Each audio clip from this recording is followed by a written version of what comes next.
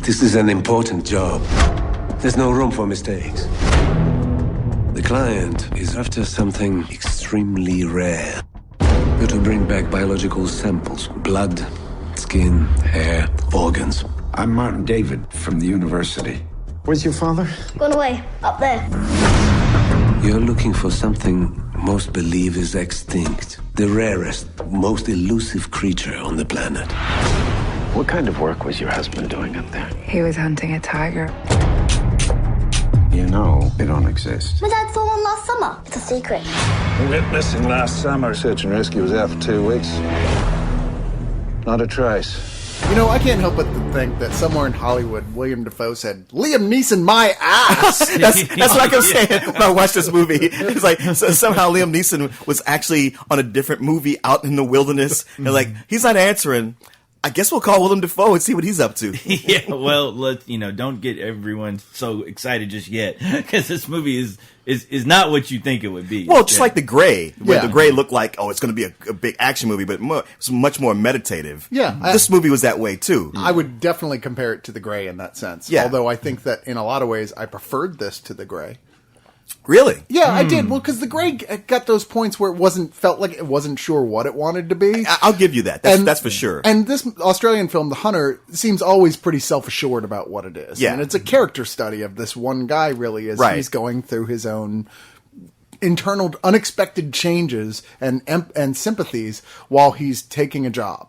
Yes. You know? Yeah. And he, this is a guy who's been, I guess, like a high efficiency hunter who gets called on specialty jobs. It's almost like an assassin, except for specialty animals. And you got this rare animal that you need shot or killed that nobody else can do. Willem Dafoe is that guy you call. Yeah. Well, And this movie, he's on the hunt for the ultra rare Tasmanian tiger, which looks almost like a wolf. It's like everything in Australia is some kind of marsupial, no matter what you call it. Pretty much. And they're all evolved from wharf rats. Right. And this is an animal that most people believe to be extinct. And in real life, like, I don't know. No, apparently, I want to say it's a real animal. It's at some point, and then it got extinct. Yeah, they got extinct. And just the idea, like, some company wants one of these. They like, we need you to go kill one. Keep it quiet. Keep it completely on the down low. You got to go out there and do this. And, he's a professional. He's a guy who's used to, as most hunters who go out in deer blinds, you got to be able to get inside yourself, cut yourself off from civilization, from people, and just do your job. Right. But him getting there, there's all this political turmoil that's going on already between the loggers and what they call the greenies, the people who are like, hey, save the forest.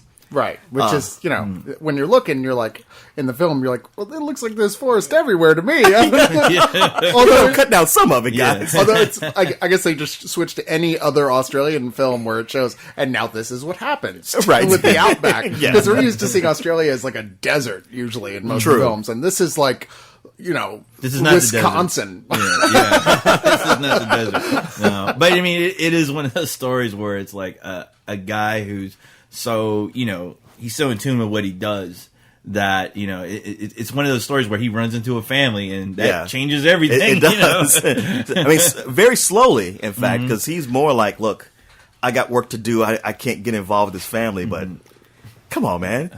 It's a cute little family, and the dad's not there. And what you going to do? Well, that's the whole thing, is he's assigned to go up there by this company that has...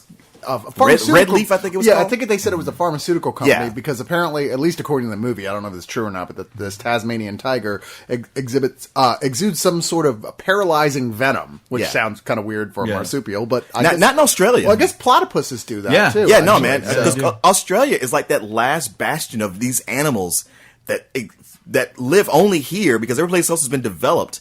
And they have the most deadliest animals, like everything. Everything kills your ass in weird ways you wouldn't expect. Like, even kangaroos have like that alien extending jaw and acid for blood. Have you ever seen a kangaroo hive? It's no fun. Yeah, right?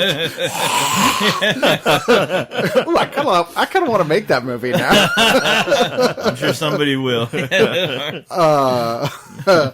Anyway, so he gets assigned this place to stay, which is a people's actually house. This woman and her 2 children, who her husband disappeared some time ago. Like I think they said just over a year ago, and is presumed dead. But she's kind of just in a state of she's in a drugged out state of depression. Yeah, and like those kids are raising themselves at this point. Making it worse is a local Sam Neill that is there, and he regularly shows up and brings groceries or whatever. But he's also bringing these heavy duty drugs that this woman is on. That's keeping her almost in a coma. She's so drugged out. And so William Dafoe, right off the bat, there's a bit of alpha maleism. Like, look, man, stop following me. I don't need your help. I am the badass. So he goes off into the Wisconsin and looking for this thing and regularly coming back to build supplies. But as it goes along, he starts forming more and more of a bond with this family and getting reluctantly into the situation of he didn't initially want to be in. He didn't want to be in it at all. Yeah. And he can't help it because he sort of becomes the father figure there, and that's what dudes do when they get in that situation. Well, it's also, they step up. Like, I find this movie to be tense through most of it. And, some of it right off the bat is like he's there just to do his job, but then he's got the locals. Like, the guy just wants to get a beer, maybe a little bit of electricity. Yeah. And he's always got the locals going, get the fuck out of here. We don't like anybody who's not Australian. And he's like, God damn, I just ordered a beer. You guys can't give...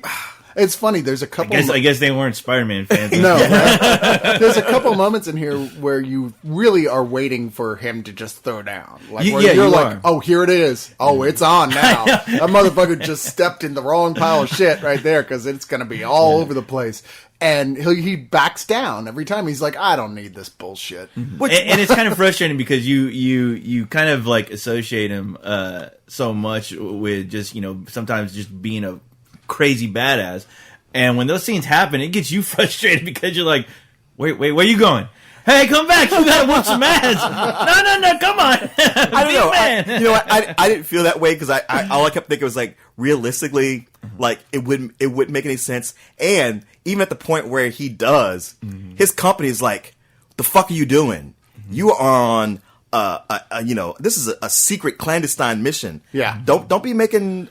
Don't be drawing attention to yourself. Don't make waves. Well, that would make more sense if considering like the fact that he could easily tell that company, look, these guys are keeping me from doing my job. I'm trying to get some drinks and they're bothering me. Wait, when did drinks become part of your job? If I don't get the drinks, I can't shoot the tiger. That's just how this works. Hand starts to shake. Turn into a Tasmanian devil. Yeah. No, I mean, it's funny because this is trying to be realistic, and every turn in it that feels like it's going to go like 80s action movie in it, and there are quite a few moments like that. It takes this is what would actually probably happen in real life, in the fact what if you are a real total badass and are super intelligent and are a professional hunter, you don't get in any fights you don't need to be in. Right. You're like, fuck those rednecks. That's what this guy is like. Australian red. I mean, you go into a bar in a country you don't know and there's 8 guys who want to kick your ass. You don't challenge one of them. Right. You're just looking to get out of there. Well, he seems like, it's one of those things where he's using his poker face. So to me, it seemed like he's just ready. He's just looking for the right time to intervene. But what I liked about this, though, is that I thought this movie played more in the vein of The American. Yeah. Where it is a very slow burn type of film. But at the same time, there are little things in there that are revealing to where it actually adds to the plot, to where the plot dealing with the lost father, the fact that he's having to work for this company, which you really don't very little about. And then as the third act plays in, it all comes together where it really makes sense.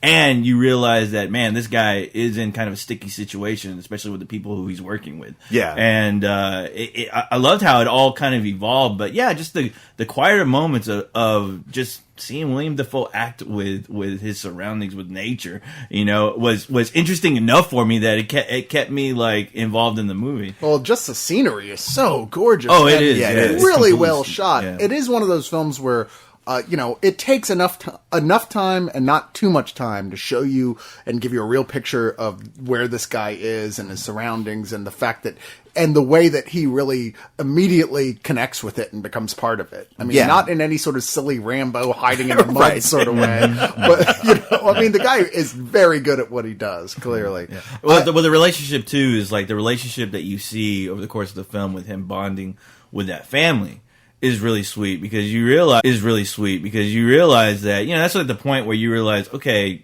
this is something probably this guy wants, because you can tell, considering his age and the job he does, I'm like, wow, this guy seems really pretty much like a lonely character. You kind of remind me of the character in Drive, the driver. Yeah. Yes. You're right. He's very cut off and disaffected from everybody else, and yet through this, you get to see that part of him that probably longs to not do that.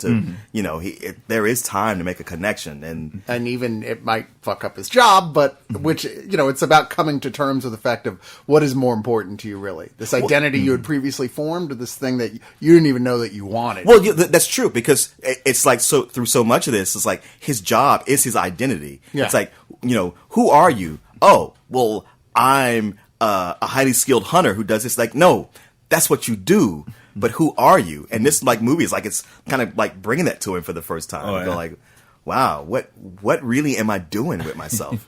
I think that all of that, well, like I said, once again, even though this feels like reading the description, you're going to in for an action movie, you're not. So don't go into that way.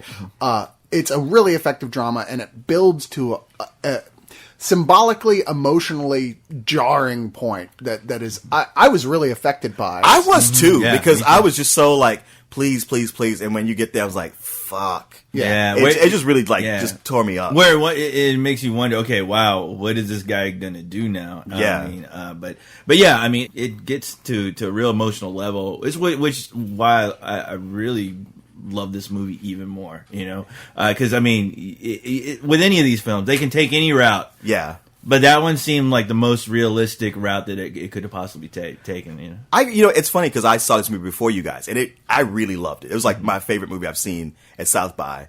But I was like, after telling you to go, oh, yes, it's good. I really liked it. I was like, you know what? They're going to come back and go like, oh, the movie was boring. We hated it. It was so slow. Right, so I keep trying to warn people. It's not what you're thinking. Yeah, it's not. But it is a very, very good film nonetheless. I kept expecting there to be a point near the end, because he's going through all this and he's kind of got a family there is building, and I expected like him to realize it's like an occurrence at Owl Creek Bridge, and there he's back on the cross again. The last temptation of the hunter. I can't help though. I can't help. I was like, man, if this guy does run into this fucking extinct beast, I was waiting for a moment where he's like, chaos reigns again. Oh my god, I totally want to see a fan edit with that. The Tasmanian tiger comes up to him and goes, chaos reigns. That would be awesome. Oh yeah. All right, guys. So what do y'all give this? I honestly, I give it a full price. Maybe a low full price, but still a full price movie. Yeah. I mean, if recommended to people, I might tell them, well, matinee, because I don't want you expecting something that's not. But for me, I was like, wow, this was so enjoyable. What a great mature movie that hit me on a lot of different emotional levels. And I loved where it went and the places. I appreciate the places that it chose not to go. Mm-hmm. I'm right there with you. I have no choice but to give this a full price because, yeah, I mean, there's, seeing the evolution of this character just was completely fascinating to me, and it's something that anyone watching it can completely sympathize with this guy. Yeah, but it makes his character that much more interesting because you realize he's not playing just some like Terminator type guy who's there to do the job and get the fuck out. There's a lot more to this guy that we'll ever know, and I find those type of stories fascinating. I really do, much so like I did the Driver and the Drive and. But yeah, this is definitely a full price. It's a slow burn film, so it's not for everyone, but it's definitely for me. So. When you compared this to The American, I thought that was the most dead on thing. I mean, whereas it couldn't be more different surroundings and actual plot, it still has that same feeling of quietude and yet like this rich emotional like buzzing going on around. Like even when there's nothing going on, there's a feeling like there's something going on. I felt tense the whole time. Yeah, and just beautiful cinematography, a great score. I enjoyed this all the way through. It's not going to be for everyone, but it is one of those films. It's sad that it feels like they didn't market this properly because it's largely getting a VOD release. Really? Yeah, and it's the type of film I'm like, wow, if they had gotten the right people behind this, I feel like they could have released this theatrically and gotten maybe even early Oscar buzz around. They would have sold it like the Grab, but if they had to, they're forced to. But it is a full price to me as well. So, I don't know. We usually have something funny. I know. It's like when you see this movie, there's really nothing to joke about. I should have saved the Last Temptation of Christ joke. Yeah, there you go. See, Cyrus, you blew it. I blew it. Maybe we'll do it in post. Comedy hijinks failed. They send someone to replace me. They'll send someone to replace him, and they'll keep on sending people until they get what they want.